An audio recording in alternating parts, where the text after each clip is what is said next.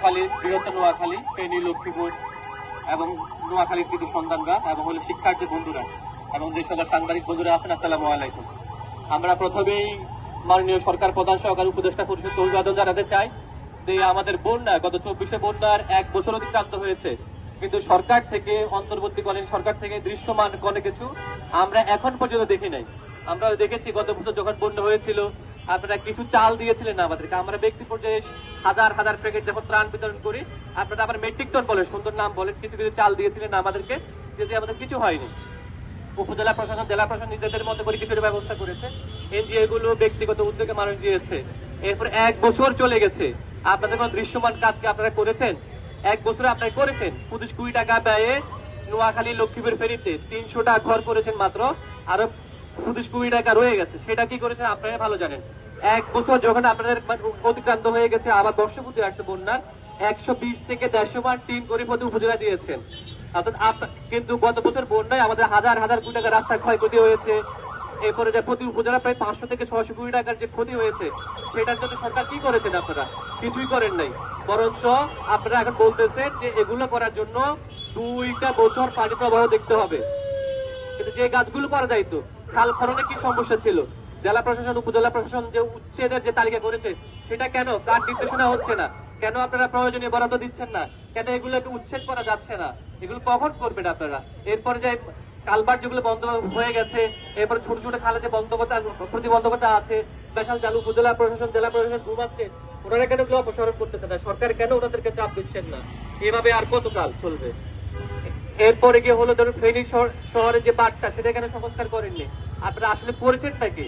1 বছরে আপনারা করেছেন নাকি? ওই যে এখন আবার ফেনী জেলা আবার বন্যা হয়েছে, আর নোয়াখালীর কিছু অঞ্চল হয়েছে, এখন সম্প্রতি গেলে একটু ভালো আছে। উপদেষ্টা পরিষদ তড়িঘড়ি করে বসার পরে বলতেছে আমরা এটা চূড়ান্তকরণ করেছি। কত চূড়ান্ত আসবে যাবে, কিন্তু আমাদের ভাগ্যের পরিবর্তনটা কোথায়?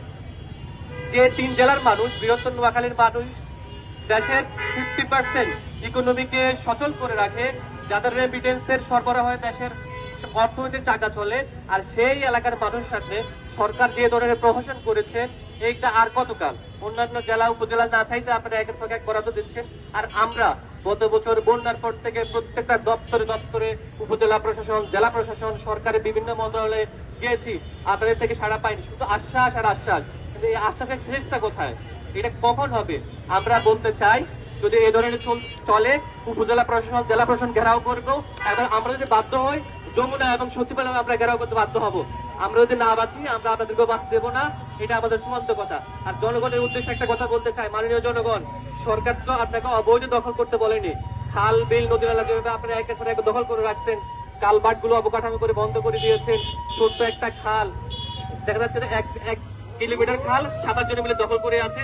আপনারা 97 পরে যেহেতু নোয়াখালী অঞ্চলে বৃহত্তর কোনো বন্যা হয়নি, আপনারা মনে করেছেন আল্লাহ কোনো প্রাকৃতিক দুর্যোগ দেবেন না। আল্লাহ মাঝে মাঝে কিছু আযাব এবং গজব দেন, এটা বোঝানোর জন্য যে আপনার প্রাকৃতিক যে ভারসাম্য সেটা কতটা দরকার। বিশেষ খালগুলা, ড্রেনেজ সিস্টেম গুলা, এরপরে নালাগুলা, কালভার্ট গুলা কি পরিমাণ দরকার, এখন সেটা বুঝতে পারবেন। দয়া করে জনগণকে বলবো, আপনারা আগে সচেতন হন। সরকারকে গালি করার আগে নিজের সমালোচনা করুন, নিজের কাজটা নিজে ঠিক মতো করুন। যদি এটা না করতে পারেন, তাহলে সরকারকে শুধু গালি দিয়ে হবে না, নিজের মধ্যে সচেতনতা আনতে হবে, নিজেকে পরিশুদ্ধ করতে হবে। বাজার যেগুলোতে আছে, আপনার ডাস্টবিনে, নির্দিষ্ট ডাস্টবিনে মনে না ফেলে, যেখানে বাজারে প্রবেশ মুখ আছে, কালভার্ট আছে, সেখানে এমনিতে কালভার্টের কারণে 20 ফিটের খাল 10 ফিট হয়ে যায়, আপনারা সেই সম্মুখ মুখে ময়লা ফেলে এটাকে বন্ধ করে দিয়ে ওই এলাকার জলাবদ্ধতা সৃষ্টি করেন। এই যে আর্টিফিশিয়াল জলাবদ্ধতা বা বন্যা, এটাতে ওই এলাকার জনগণের যথেষ্ট পরিমাণ অবদান আছে। অর্থাৎ সরকারকে সমালোচনা করার আগে নিজেদের আত্মসমালোচনা করুন, নিজেরা পরিশুদ্ধ হন, এরপরকে সরকারকে চাপ দিন। আশা করি একটা আমরা টেকসই সমাধান করতে পারবো। আমাদের শেষ কথা হলো ত্রাণ নয়, আমরা নোয়াখালী অঞ্চলে টেকসই সমাধান চাই। সবকে ধন্যবাদ।